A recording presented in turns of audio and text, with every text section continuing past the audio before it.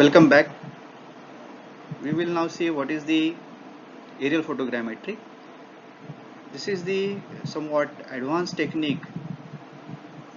In taking this technique, we capture the photographs and we will identify the objects, and from these photographs we will calculate the distance. But before that, we need to understand what is the meaning of photogrammetry. Then, after having understood this, we will see what is the principle of photogrammetry, what are the different use in civil engineering applications, how it can be used. Then we will see the camera which is used while taking the photographs. So we call it as a aerial camera. Then the aerial photographs, what it consists of, what is the sizes of these photographs, and how the photographs really they are captured. Then we will see how the photographs are taken. There are different ways, that means the axis of the camera which is tilted or vertical, depending upon, we will see the vertical and tilted photograph, and how the scale is to be calculated.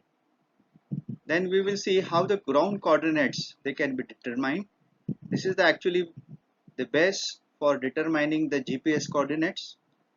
Then we will see how the survey to be carried out using the any aircraft, in which direction it should go, and how many times it should be repeated. So we will see in the procedure of aerial survey. Then there are some different terminologies we are going to see: photo maps and mosaics.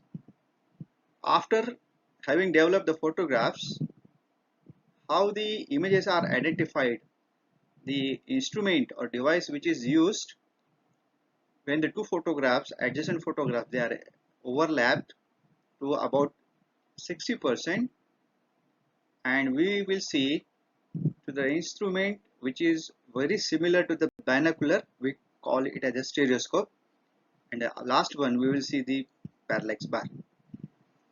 So these are the, in very brief, the different. So what is the photogrammetry?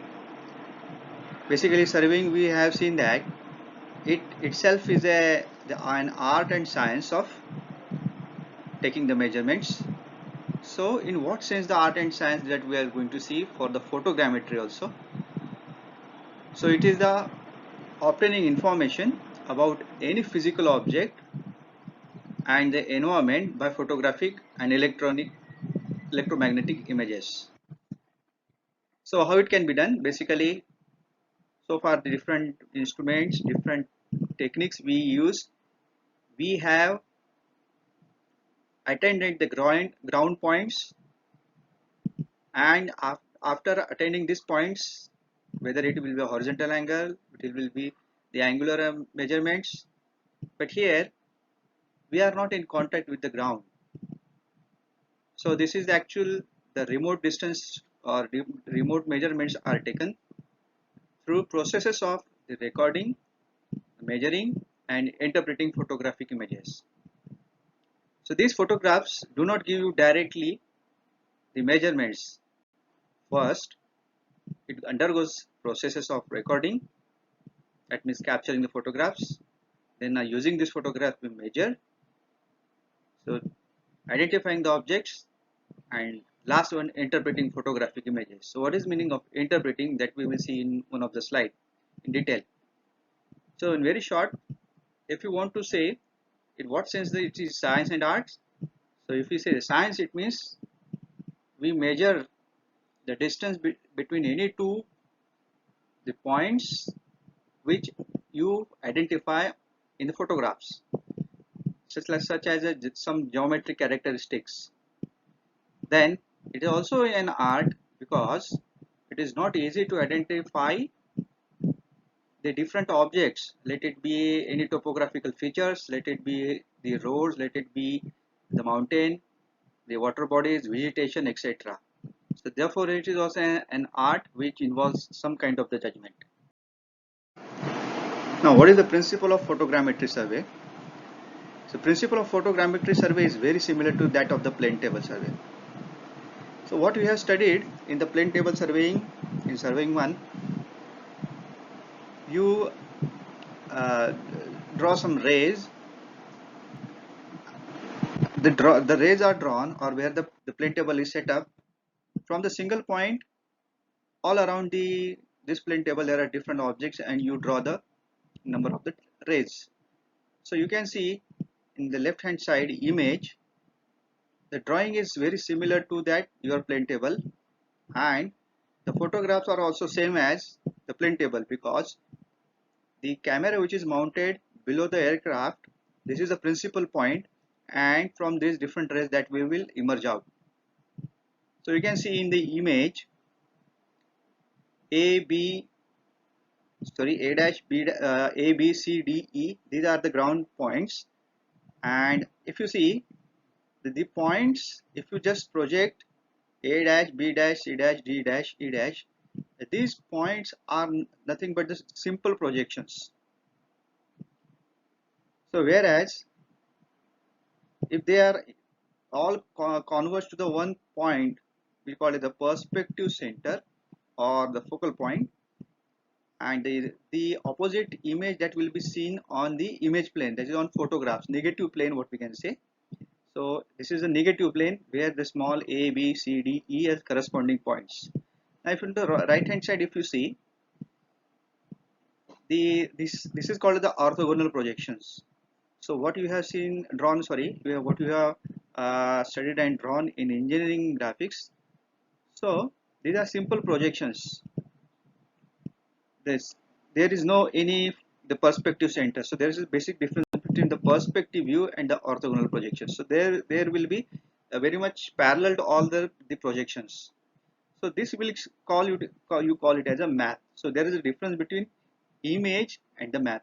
To understand it more, now we will see what is the classification of aerial photographs. Basically, the photographs, they are classified into the terrestrial, and the second one is the aerial. Terrestrial means on the ground, from the photographs taken from the ground but to some elevation, whereas the aerial photographs are actually the aircraft. You can say that either it may be balloon, it may be a small aircraft, or it may be a very tall building. So aerial photograph doesn't mean that which will the aircraft which will carry the camera and it will capture the photo. It is not like this. The only benefit of the aerial photographs which are taken with the aircraft, more area can be covered, and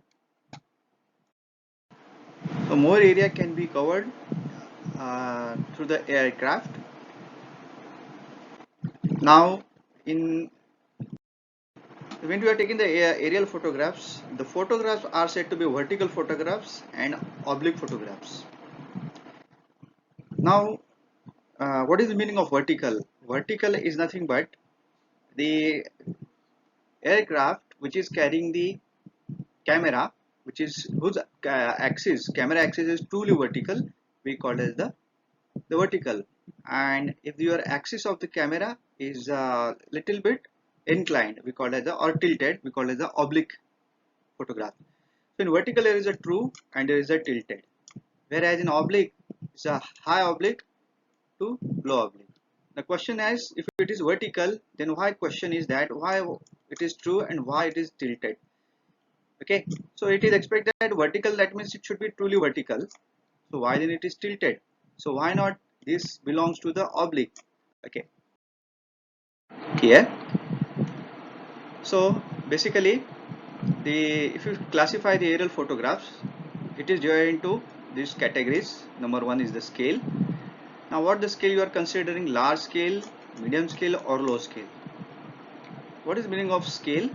Scale means, if you say the large scale, for example, if you are taking 1 as to 5,000 and 1 as to 50,000, so 1 as to the 5,000 here and 1 as to 50,000. So in this case, the 5,000 is called as the large scale. What is the meaning of large? Large is not in the digit, large is the area to be covered. So what it means, when we talk about 1 as to 5000, that means more area is covered as compared to 1 as to, I'm very sorry, 1 as to 5000 means small area covered and more number of details that can be identified.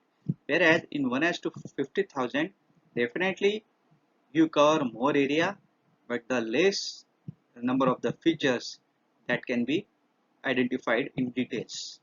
So therefore, depending upon the importance of the project, so some of the parties, they will like to plot the area or measure the area for, let us say, 5 acres to any hectares of the land. So depending upon, we will select the what is the area to be occupied. So the large is the 1 to 5000 and 50,000 we can say to medium to low. Now to axis, come to the axis once again. So vertical axis, oblique axis, and the highly oblique axis. Now we can see here in this diagram, this is the camera axis. It is truly vertical.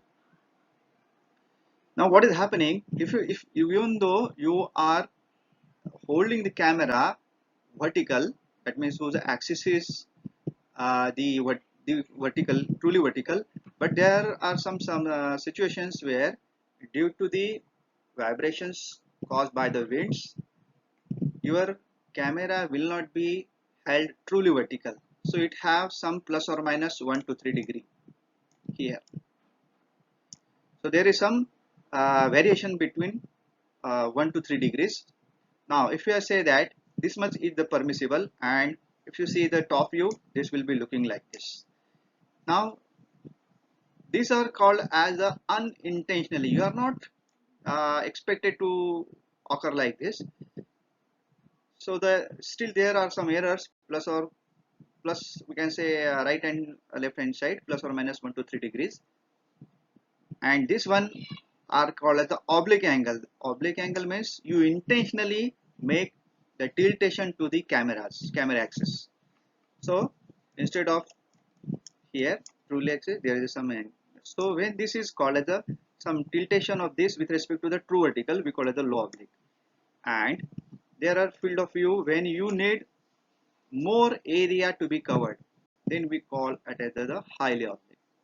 Now in which conditions we go for the, so this one show you the low obliquity, so how it will be. So you can see here with the low tiltation you can cover more area, and with the highly oblique you can even cover the more area, so more features can be captured. So vertical photographs made with the camera axis directly as vertically as possible. So even though there is some unintentional inclination that will occur in oblique photographs with intentional inclination,